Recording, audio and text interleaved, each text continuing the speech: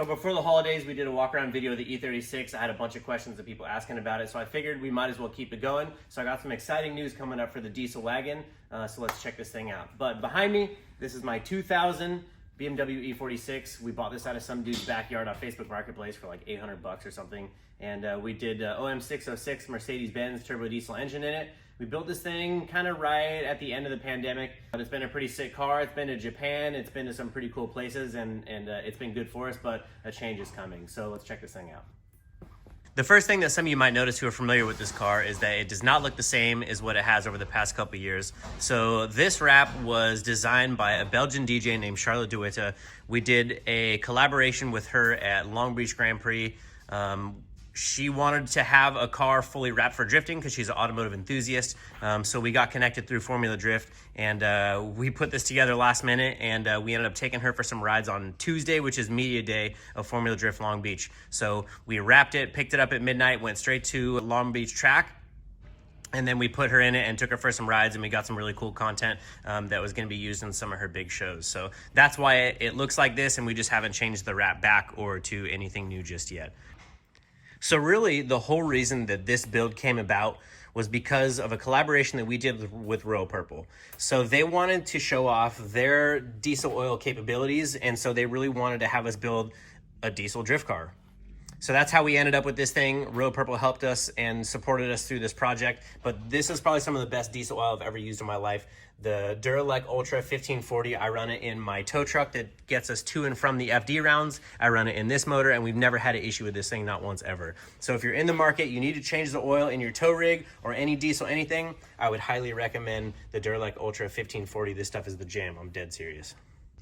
So a lot of the way this stuff works is we get a lot of cool parts for the race car, and then we end up having them as hand-me-downs for the other cars. So these wheels are the identical ones that came off of the race car and the identical ones that are on the 36 as well. These ones are just the gray F14, so same size, same spec, same everything. And I love the gray. That's what I originally chose over the white. And then I've since come to my senses and realized that white devil wheels are pretty much the sickest thing of all time, even though they're a nightmare to clean, but it's absolutely worth it. So underneath the hood, Diesel Pump UK OM606 turbo diesel inline 6-cylinder. People call this the Diesel 2JZ. So 3-liter inline 6-cylinder, twin cam, 25-to-1 compression. Diesel Pump UK makes some really cool parts for these things. So this is his billet intake manifold, billet exhaust manifold. It's 2 pieces that they machine, and then they weld the pieces together. It actually is pretty freaking cool. I'll try and get some shots in there. But right now we have a Garrett Motion G25 550 turbo on this thing. So my thought was originally, okay, this is a 3-liter. It has 25-to-1 compression. I figured, all right, so my 2JZ is a 3-liter at 10-to-1 compression. Why don't I just take a G35 1050 turbo and put it on there? So that turbo did 860 wheel horsepower on this 2JZ, and then we stepped up to the 42, and then now we're on the Garrett G40 turbo. So my thought was, okay, let's swing that G35 on there and just see how it runs.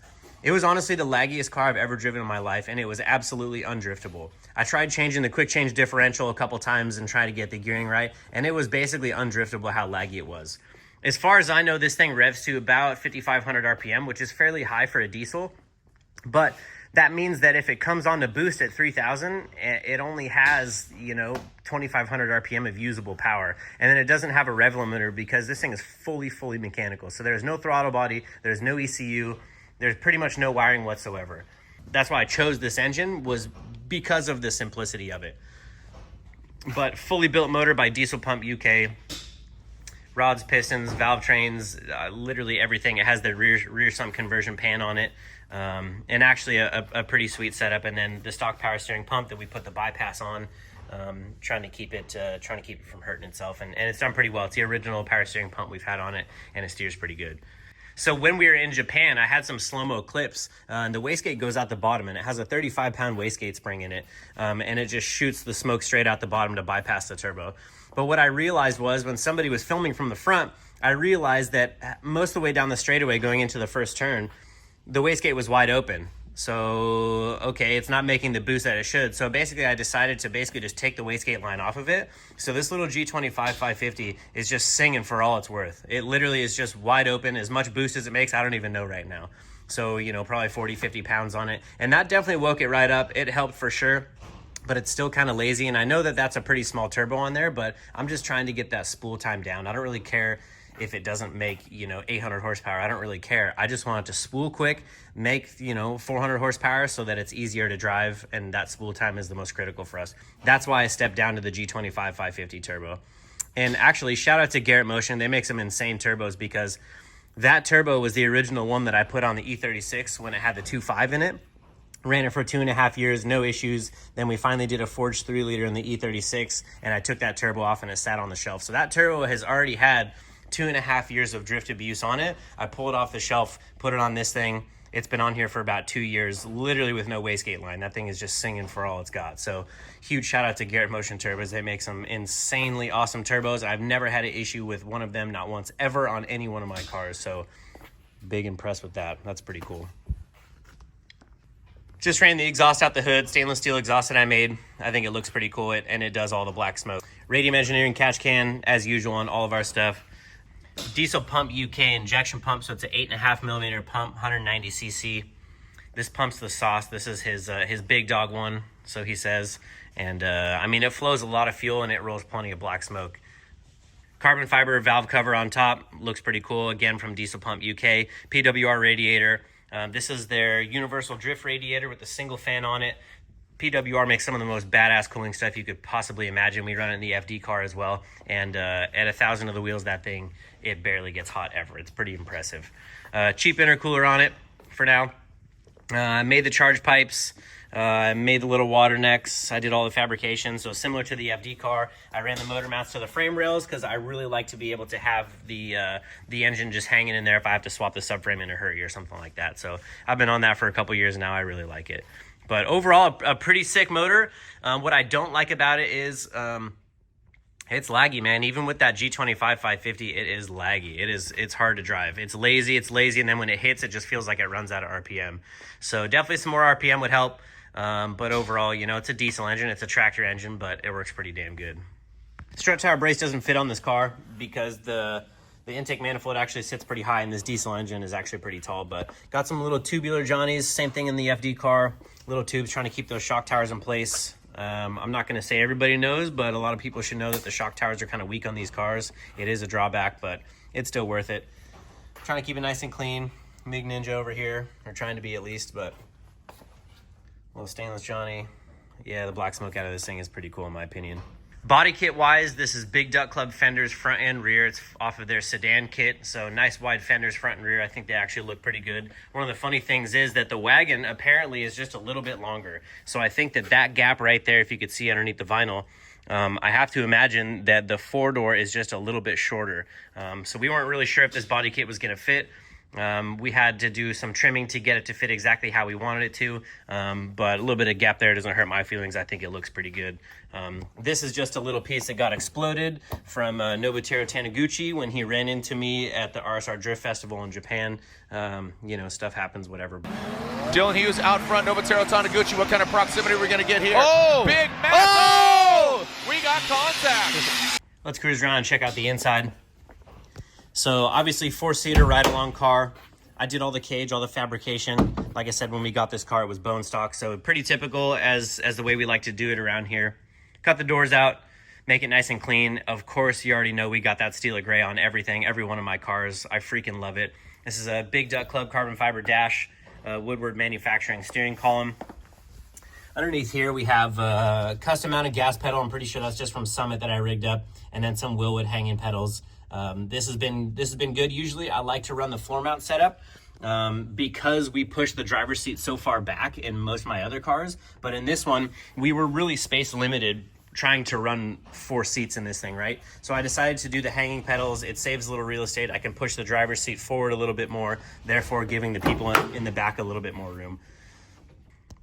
But for me, symmetry is key. So when I designed this cage, I had like an idea of what I wanted, but I didn't have an exact design in mind. And once I started putting it together, I realized that symmetry is very, very key for me.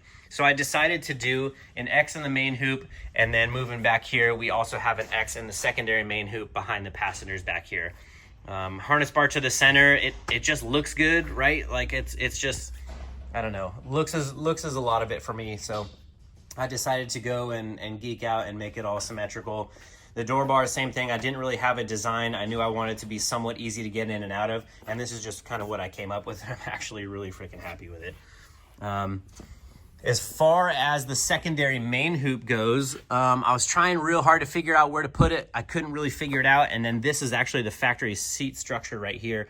I figured that was strong enough, and obviously I plated the bananas out of it, and I think it actually looks pretty good. And with the help of these big thick plates down here with that X, I think this thing would be plenty strong in a rollover situation.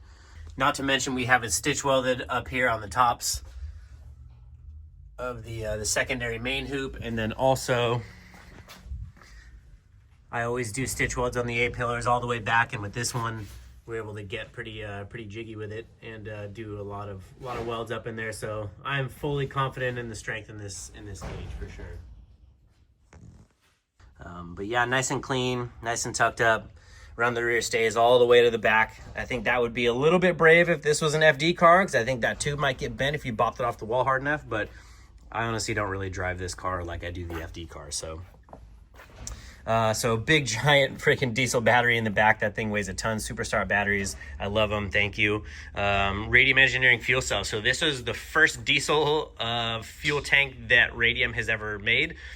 So they didn't have to change a whole lot on it. Pretty similar to the ethanol tanks, just a couple different pumps in there, keeping that diesel fuel flowing to the engine up there. Carbon Kevlar seats, Momo harnesses, of course. When I did the brackets for the seats, I actually didn't have to modify the floor at all. I just set the seat in there, and it actually sat just barely low enough, and I decided to just make brackets straight to the floor. So I made all these brackets, trying to keep it strong, trying to keep it light, trying to keep it simple, and it actually turned out pretty good. They're identical on both sides. So you got like these plates in here that kind of hold it together. Trying to keep it, again, light, strong, all the above. But yeah, it turned out pretty sick. But I think for whatever reason, the door bars just feel really nice. I don't know why, I just really like it. Also, something that I didn't mention is we have a full Sony stereo system in this thing. So we have some door speakers in the front. Again, I made the brackets for it and kind of mounted those guys up there, and I think it looks really cool. So regular door speakers in the front. We have a Sony head unit in here, so it slaps pretty good. And then in the back seat, I made a couple 6x9s in there. And then in the back, we have a single 10-inch sub, and it rocks pretty good, especially with no interior in the car to kind of dampen some of that sound. It actually slaps pretty good. It's good fun for sure. Of course, Link ECU display, trying to keep an eye on some temperatures and everything like that. Got a little switch panel, so we have obviously the stereo, spotlight, we got some underglow, a couple pumps for the starter, and the welder is actually the glow plugs.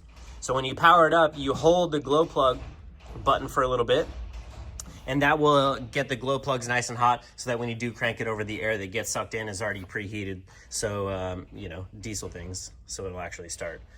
Main power kill. Transmission is this is the only car I have with a G-force dog box.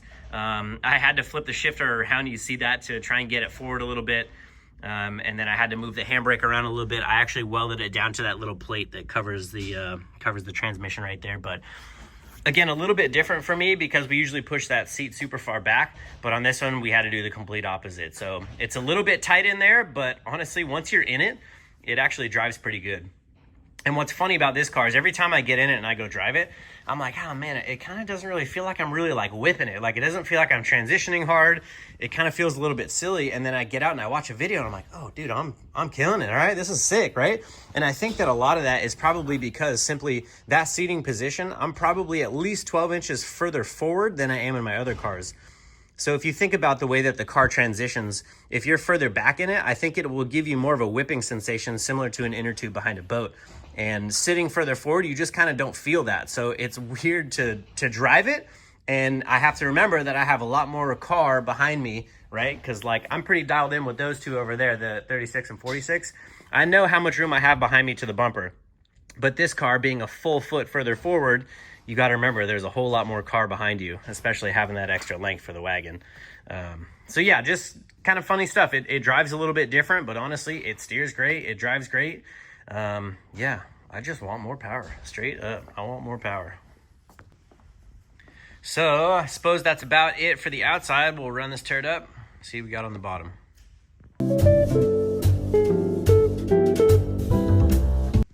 So on the bottom of this thing, pretty much everything's the same as my other cars. We run FDF steering kit on all of our cars. We freaking love it. It's fantastic. I even got a little dozer spec. Huge shout out to FDF for making some badass suspension parts. So E36 knuckles, just like always. I really prefer that over the E46 design, how it has the 2 bolts on the bottom and the 1 bolt up top. It's just a stronger design. You can hit stuff way harder. It's just better. Same clevises, same everything, and it works dope. I love it. Parshot Max Z32 brakes with their little adapter, M3 rotors. Haven't put the MCSs on this car just yet, but that's coming. So intercooler pipes, nice and clean. I built this little tube that kind of connects to these factory holes in the frame rail. These are the ones that are holding the intercooler up. These are the ones that are mounting the radiator. Of course, steel it gray. Keeping it pretty simple. Got your lower radiator line. Got another line going to the expansion tank. Nothing too crazy, guys. Bone stock front subframe. Here's the wastegate. It kind of goes out the bottom of that manifold, and you can kind of really see that the shape of that manifold, how it's actually 2 pieces of stainless steel, and then they weld it together. I don't know if you can see that little weld joint right there, but you weld it together, and then there's a couple bolts that actually go through the center. You can see the backside of the bolt holes right there. So actually a pretty freaking cool design. I've never seen that before, but I think it's pretty dope. We got a Turbo Smart wastegate on there. Just spitting it out the bottom, just single gate. I figured we didn't need a whole lot of wastegate on this car because it's going to be running such high boost, and now we literally don't even use the wastegate. So kind of weird diesel stuff. Diesel Pump UK rear sump conversion pan. I actually have another one of these that I ended up with somehow. And then the transmission adapter. This was one of the most difficult things I've done in a while. So we have a little bit of crazy shit going on here, but we have transmission adapter for a diesel 5-speed BMW transmission with a spacer with a Toyota J3 bell housing, like it would come off an automatic 2JZ, with a Forest Wang billet adapter to a G-Force GSR transmission. And trying to get all this stuff to work was actually really difficult because nobody's ever put a 4-speed behind an OM606 before. So I kind of had to figure all this out. I got an adapter that I thought would be close. Initially, I tried to actually find the Synchro box. Couldn't find one for a price that I wanted to pay. I had this transmission laying around, so I was like, you know what? I'm going to put some time in and just make this thing work. So punched a hole in the side. It has a slave cylinder on the inside, and a lot of measurement and a lot of time went into trying to make that work, and it's actually been pretty dialed so far. It's just a single disc clutch, and yeah, I think ACT made us a custom disc for it, and it works pretty good. Actually, it works pretty damn good. Made the trans mount, obviously. Try and keep it simple, you know, nothing too crazy there. No drive shaft hoop because I don't really care about it being FD legal. I'll probably never compete in this chassis, and you'll see that I didn't actually paint the bottom of this car. We were just trying to get it done, and it didn't get taken fully down and painted on the bottom, which doesn't really bother me at all. I don't really care. Drive shaft shop, drive shaft, just an aluminum Johnny going back to a Winner's Performance quick change. So I made this quick change subframe. It's a complete nightmare. It's a lot of freaking work. You got to cut and clearance and add tubes and all kinds of crazy stuff for the axle clearance. And I'm going to be honest with you guys, that's a lot of work trying to get this guy to fit. But I got like a little fixture made up now. But yeah, a lot of this stuff is looking pretty similar to the FD car and the E36. Still got Parshot Max arms on the back of this one. We haven't swapped over to the FDF yet. Same thing, dual calipers, Z32 for the handbrake, Z32 for the foot brake. We have drive shaft shop axles. Of course, these are the most badass axles ever, in my opinion. I freaking love them. Yeah, no sway bar front or rear. Just trying to keep this thing super simple. It's just a ride-along demo car. So it's been good. It's been really good. But on all my cars, we run the E46 M3 trailing arms. Actually, the ones on the 36 are 36 M3 trailing arms, but I run M trailing arms on everything. And then we have the Parshot Max weld-in pieces here for these bushings. These bushings like to blow up and explode on you. So Parshot Max makes a pretty cool little insert in there. You just weld it in, and then you can replace the pillow ball bushing inside of there whenever it wears out. So just like all my shit, simplicity's key, nothing crazy. Like I said, same wheels as the other cars. GT Radial SX2RS 255/35s. They work fantastic. Same thing in the front. We actually run 255 square on this car, and it works pretty dang good. So Nothing too crazy on this hot rod, but like I said, we got some changes coming for it. I think that at the end of the day, grid life has got me really spoiled, and we get to go drift some really cool road course tracks, and I need to do some of that with this car. So let's roll into what is gonna change. So without further ado, this is what's new right here. We're gonna put a 2JZ in this car. And yes, I know it won't be as unique, it won't be as different, but at the end of the day, I said earlier, I've been getting pretty spoiled with doing grid life events, and being able to take the E36 and take people for rides at legendary tracks like Sonoma Raceway and Laguna Seca and all these really cool different places, and all these tracks, you're pretty much drifting at 100 miles an hour. This car with 4 people in it will straight up not do that. I could put a bigger turbo on it, I could probably put nitrous on it, whatever, but at the end of the day, you can't clap the limiter in it. It doesn't rev out, it doesn't sound as good in my opinion. I think the diesel engine served its purpose. It was sick, it was super cool, but I think it's time for something else. And yes, there could be a cooler motor that we could put in there. This is kind of played out at this point. I know a couple guys have some JZ wagons, but at the end of the day, the JZ platform is one of the best motors of all time in my opinion. Obviously, I'm a little bit biased, but I have like 4 or 5 of these things laying around. This is last year's race motor. So, you know, they make good power, they run good, I have a lot of parts for them, they sound good, you know, they're easy to work on, so there's a lot of positives that go along with it. And at the end of the day, my favorite part about drifting is taking people for rides. Whenever you get out of the car and people get out who have never experienced it, their mind is blown, they're instantly a fan for life. So I truly believe when I say that my favorite part about drifting is giving people rides. This car is gonna let us do that a little bit better. So picture drifting down the corkscrew grid life Laguna Seca, 4 people deep. That's gonna be the sickest thing of all time, and the stereo cranked up, and then having the 2JZ under the hood making 800 plus horsepower so it can spin the tires all the way down that hill at Laguna Seca or Gingerman or, you know, Lime Rock, wherever. So that's what we're doing. We're gonna JZ this thing. So that being said, this OM606 is gonna be for sale. I kind of want to put it in a different project, but at the end of the day, it'd be cool to get some money out of this thing and put that money back into this and getting this car going again. Obviously, this engine requires a lot more electronics than this one does, because like I said, this has no throttle body, no ECU, no nothing. There's quite a bit of money that we have to sink into this to get it to work, but at the end of the day, I think it'll be worth it. It'll sound good, it'll run good. JZ is life, what can I say? So that's what we're thinking. So if you're interested in this OM606, hit me in the DM, leave a comment, DM, you know, send me a message, whatever, we can figure it out. It's not cheap. I'm not gonna lie to you guys. This isn't a $3,000 or $4,000 motor. So I paid a lot of money for this motor, and I'd like to get some of that back out of it. And if nobody wants to give me what I want for it, I'll probably just put it in another car and just keep it. So that's what we're doing. Thank you guys for watching. If you have any questions, if you think that I missed anything, drop a comment below, and we'll catch you guys on the next one.